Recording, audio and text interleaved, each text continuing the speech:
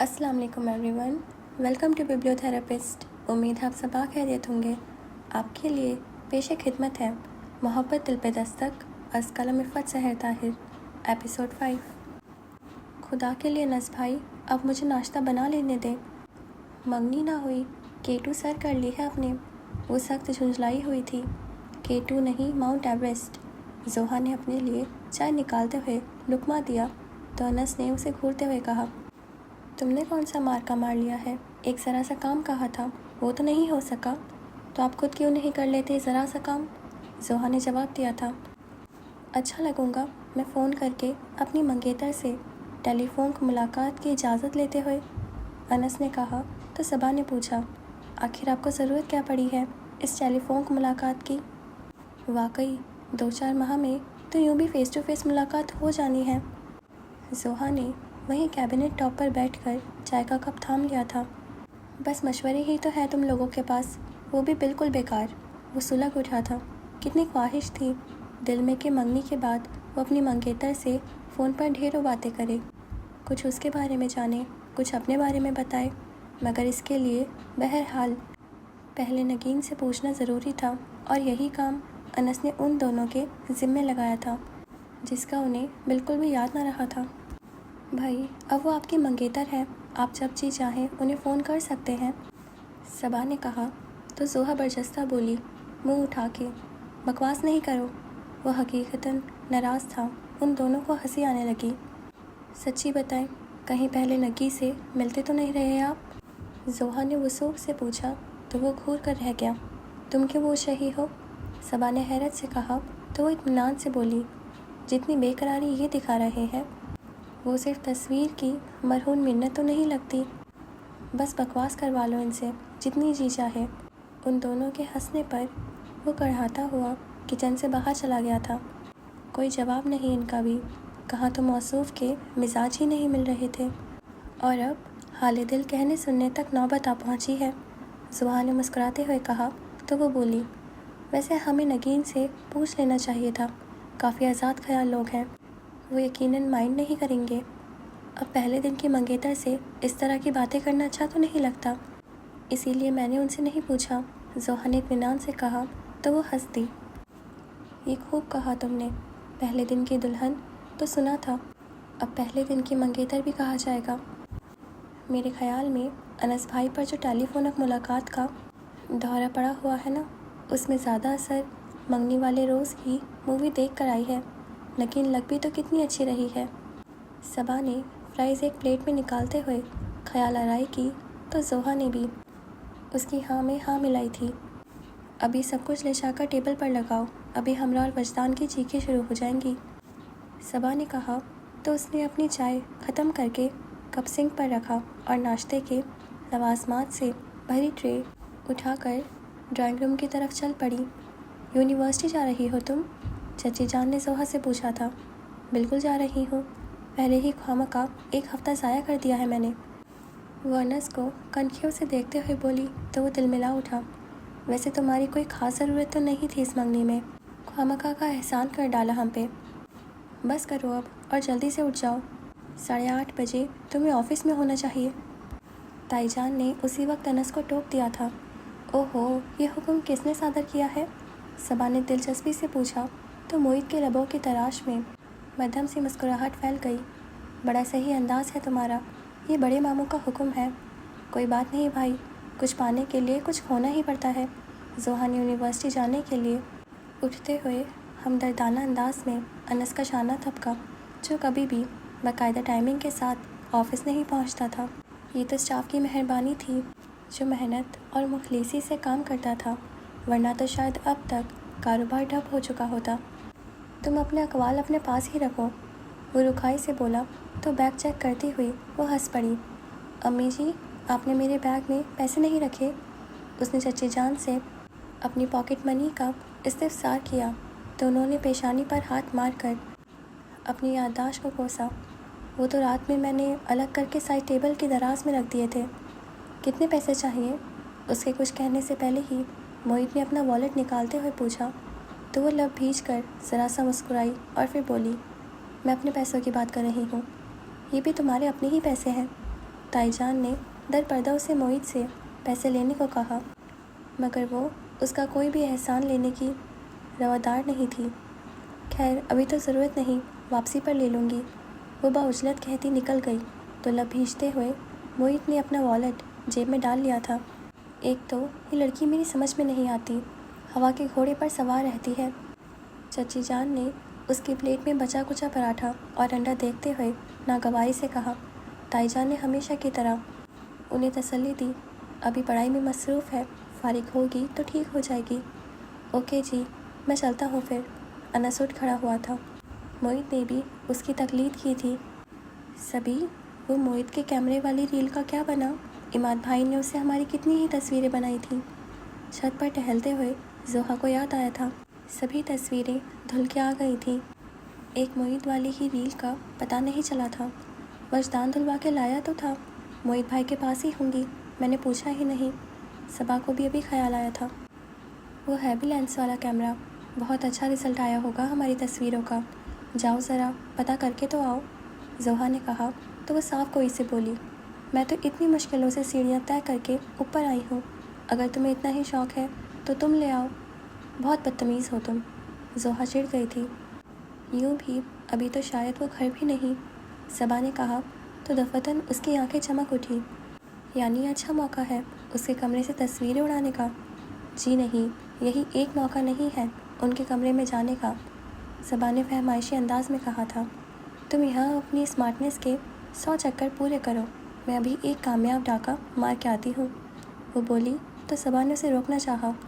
موعد بھائی خفا ہوں گے زوئی، وہ پہلے کب مجھ سے راضی تھے، تھوڑا سا خفا اور ہو لینے دو، وہ لاپرواہی سے کہتی سیڑھیاں اترتی گئی۔ صبا اس کی ہٹ دھرمی پر سانس بھر کے رہ گئی۔ بہت احتیاط سے موعد کے کمرے کا دروازہ کھول کر اندر جھانک کر اس نے موعد کی غیر موجودگی کا اندازہ کرنا چاہا تو باتھ روم کا بند دروازہ اور شاور چلنے کی آواز اس کی امیدوں پر پانی پھیر گئی۔ یقیناً باتھ روم میں تھا اور شاور لے رہا تھا۔ جلدی جلدی چیک کر لیتی ہوں، یہ کون سا اتنی جلدی باہر آنے والا ہے۔ اندر داخل ہو کر آہستگی سے دروازہ بند کرتے ہوئے اس نے سوچا، پھر کمرے کے وسط میں کھڑے ہو کر اندازہ چاہا کہ اس نے البم کہاں رکھی ہوگی۔ سب سے پہلے اس نے سائڈ ٹیبل کی دراز کھولی، مگر اس میں اس کے ضروری کاغذات اور فائلوں کے علاوہ اور کچھ بھی نہیں تھا۔ کہاں ہو سکتی ہیں؟ وہ الجھی تھی، پھر کچھ سوچ کر اس کے دیوار کی الماریوں کی طرف بڑھی۔ ناک گھماتے ہوئے اس کا ہاتھ ٹھٹکا تھا۔ اس طرح بغیر اجازت کسی کے کمرے میں آنا، یوں تلاشیاں لیتے پھرنا یقیناً اخلاقیات کے خلاف تھا۔ میں کون سا کچھ چرانے آئی ہوں، بس البم لے کر جاؤں گی، خود کو تسلی دیتے ہوئے ذرا تھپک کر اس نے الماری کھول لی، دراز چیک کی مگر ناکامی ہوئی۔ لاکر چیک کرنے کا تو کوئی ارادہ نہیں تھا، مگر لاکر میں چابی لگی دیکھ کر بے اختیار ہی اس نے لاک کھول دیا تھا۔ اس نے احتیاط سے ہینڈل گھما کر لاکر کا دروازہ کھولا تو وہاں نہ صرف البم بلکہ ایک خوبصورت سی ڈائری رکھی ہوئی تھی۔ اس کا ارادہ صرف البم اٹھانے کا تھا، مگر برا ہو اس متجسس طبیع کا جو عقل پر غالب ہو گئی۔ کیا پتہ کسی نے گفٹ ہی کی ہو اور موصوف اس میں اپنے دل کی باتیں لکھتے ہوں۔ بہت احتیاط کے ساتھ اس نے نیلی جلد والی ڈائری اٹھا کر کھولی تھی۔ پہلے ہی صفحے پر موعد کی لکھائی خوبصورتی سے بکھری ہوئی تھی۔ میری زندگی میں ایک کتاب ہے، ایک چراغ ہے، ایک خواب ہے اور تم ہو۔ یہ کتاب و خواب کے درمیان جو منزلیں ہیں، میں چاہتا ہوں تمہارے ساتھ سفر کروں۔ وہی کل اساسہ زندگی ہے، اس کو زیادہ سفر کروں۔ میرے دل کے زیادہ جوش خبر پہ بے جز تمہارے کبھی کسی کا گزر نہ ہو، مگر اس طرح کہ تمہیں بھی اس کی خبر نہ ہو۔ او ہو، اس کے ہونٹوں پر بے ساختہ سی مسکراہٹ پھیلی تھی۔ اس نے صفحہ پلٹ کر آگے پڑھنے کی کوشش کی، مگر فقط اس نظم کے بعد ڈائری کے باقی صفحہ خالی تھے۔ تبھی ڈائری کے صفحات میں سے کوئی کاغذ پھسل کر نیچے گرا تو وہ چونک کر دیکھنے لگی۔ یہ کوئی تصویر تھی جو آندھی پڑی تھی۔ ایک سنسنی آمیز احساس میں گھر کر اس نے نیچے بیٹھتے ہوئے بے اختیار تصویر اٹھانی چاہی، تبھی کسی نے ایک دم سے اس کے کلائی کو بہت سختی سے تھام لیا تو وہ تھرا کر رہ گئی۔ معید حسن کو سامنے دیکھ کر رہی سہی جان بھی ہوا ہو گئی۔ یہ کیا بےہودگی ہے؟ وہ گرایا تھا۔ بلو لائننگ والے نائٹ ڈریس میں ملبوس وہ یقیناً شاور لے کر نکلتے ہی نگاہ پڑنے پر زوہا کی طرف لپکا تھا۔ میں یہ کچھ خوف تھا تو شرمندگی بھی حد سے سوا تھی۔ گھبراہٹ کے مارے کوئی بہانہ بھی تو نہیں سوچا تھا؟ شرم نہیں آتی تمہیں ایسی حرکت کرتے ہوئے؟ معید نے غصے سے کہتے ہوئے اس کی کلائی کو جھٹکا دیا تو اس کی سخت گرفت میں کتنی ہی چوڑیاں ٹوٹ گئیں جو یقیناً اس کی کلائی میں بھی چبھی تھی۔ میں یہ البم لینے آئی تھی۔ کلائی زخمی ہونے سے زیادہ شرمندگی کے مارے اسے رونے آنے لگا تھا۔ میری اجازت کے بغیر تم نے میری الماری کو ہاتھ بھی کیوں لگایا؟ اتنی بھی سینس نہیں ہے تمہیں؟ وہ مشال ہو رہا تھا۔ سوری۔ اس کی آنکھیں نم ہونے لگیں۔ بہت آسان کام ہے تمہارے لیے کچھ بھی کر کے ایکسکیوز کر لینا، وہ طنزیہ لہجے میں کہہ رہا تھا۔ وہ کیا کہتی؟ اتنی اہانت کے بعد اور کہا بھی کیا جا سکتا تھا؟ بالکل چوروں کی طرح رنگے ہاتھوں پکڑے گئی تھی۔ میں تو صرف یہ، اس نے روندے ہوئے لہجے میں اپنی صفائی پیش کرنے کی کوشش کی تھی۔ وہ اس کی بات کاٹ کر سختی سے برے لہجے میں بولا، گیٹ آؤٹ، اور آئندہ کبھی ایسی فضول حرکت کی تو۔ وہ بات ادھوری چھوڑ کر لب بھیج کر رہ گیا تھا۔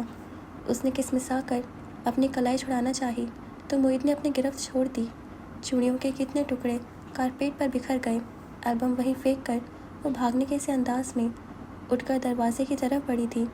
وہ گہری سانس لے کر اوندھی پڑی تصویر اٹھانے لگا تو نگاہ کارپیٹ پر بکھری چوڑیوں پر ٹھٹک گئی۔ صبا اسے ڈھونڈتی ہوئی ان کے پورشن میں چلی آئی تھی۔ چچی جان سے پتہ چلا کہ وہ اپنے کمرے میں جا چکی ہے تو اسے بہت حیرت ہوئی، کیونکہ وہ جلدی سونے کی کبھی بھی عادی نہیں رہی تھی۔ صبا اس کے کمرے میں چلی آئی۔ وہ تکیے میں منہ دیے لیٹی تھی۔ صبا اس کے پاس جا بیٹھی۔ لائٹ جل رہی تھی۔ اس کا مطلب تھا کہ وہ جاگ رہی ہے۔ تم تو البم لینے گئی تھی؟ اس کے بالوں میں انگلیاں چلاتے ہوئے صبا نے پوچھا تو اس کا ہاتھ جھٹک کر وہ بولی، میں نہیں گئی تھی، لائٹ آف کر دو، مجھے نیند آ رہی ہے۔ اس نے اپنی طرف سے اپنے لہجے میں کتنا ہی نارمل کر کے کیوں نہ کہا ہو، اس کی آواز کی نمی صبا سے چھپی نہیں رہ سکی تھی۔ کیا بات ہے زوہا؟ اس نے پرتشویش لہجے میں پوچھا اور اسے سیدھا کرنے کی کوشش کی۔ صبا پلیز سونے دو مجھے۔ اس نے صبا کا ہاتھ پیچھے کیا تو اس کی نظر زوہا کی زخمی کلائی پر پڑی۔ زوئی، یہ کیا ہوا ہے؟ کچھ بھی نہیں ہوا۔ وہ زچ ہو کر اٹھ بیٹھی تھی۔ تم رو رہی تھی؟ صبا کو یقین نہیں آ رہا تھا، مگر اس کی سرخ ہوتی آنکھیں اور بھیگی پلکیں اس کی گہری وزاری کو ظاہر کر رہی تھی۔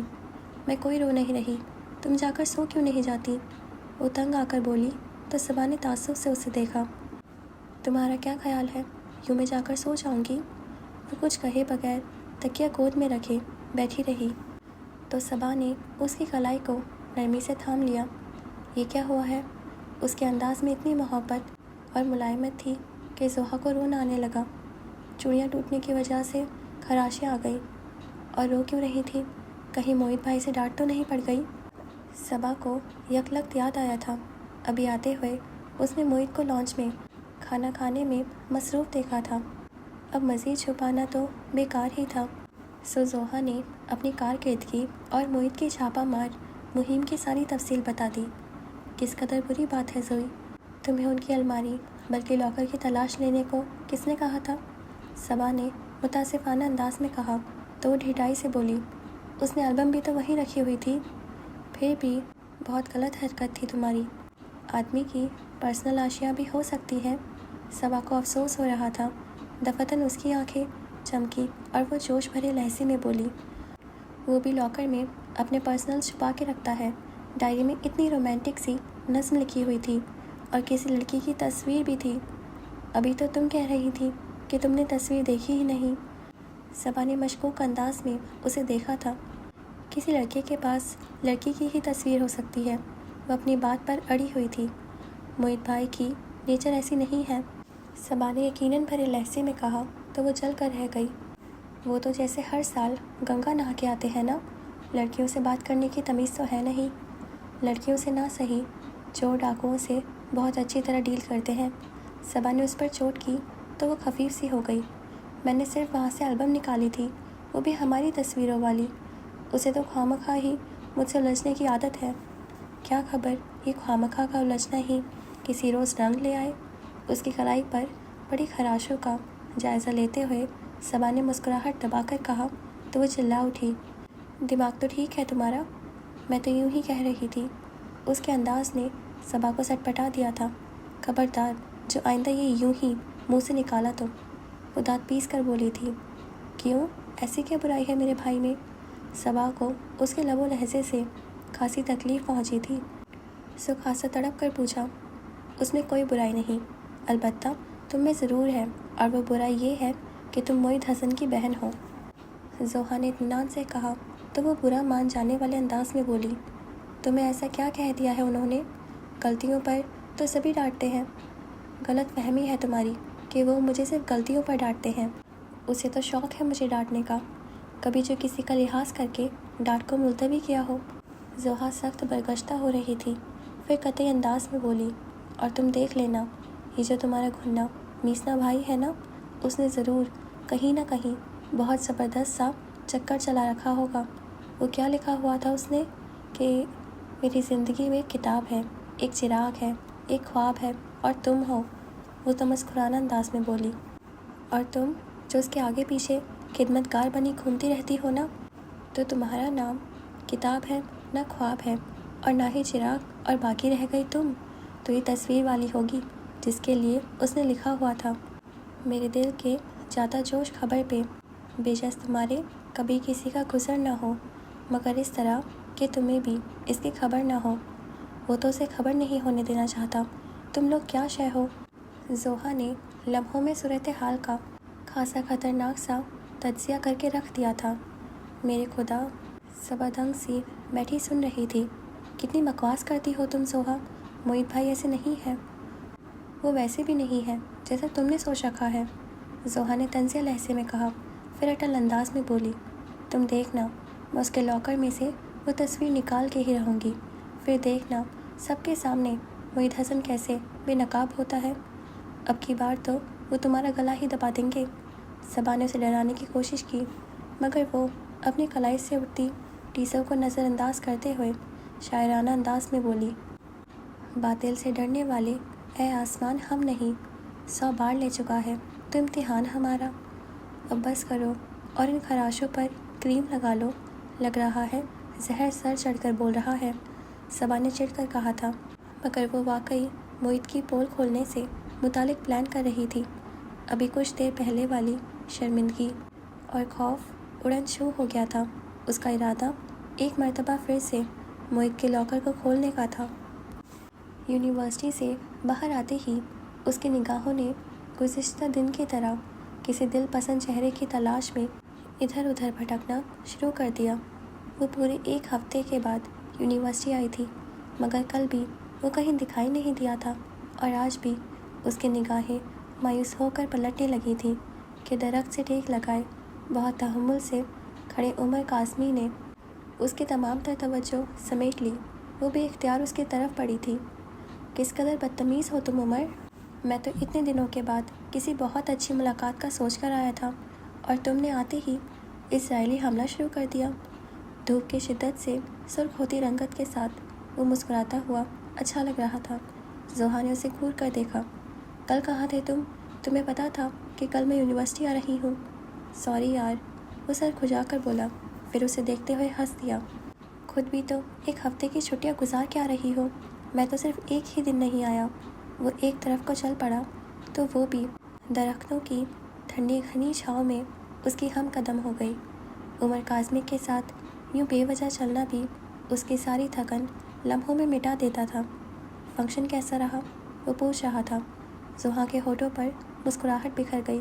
بہت زبردست، بہت مزہ آیا۔ میں نہیں تھا، پھر بھی۔ وہ امتحان لینے والے انداز پر اتر آیا تو زوہا نے تنک کر کہا، ہاں تم نہیں تھے، پھر بھی۔ یہ ویلیو ہے تمہاری عمر کاظمی؟ سر جھٹک کر وہ متاسفانہ انداز میں بولا تو زوہا کو ہنسی آ گئی۔ تم بتاؤ، اتنے دنوں میں میرے بغیر تمہیں کتنا مزہ آیا ہے؟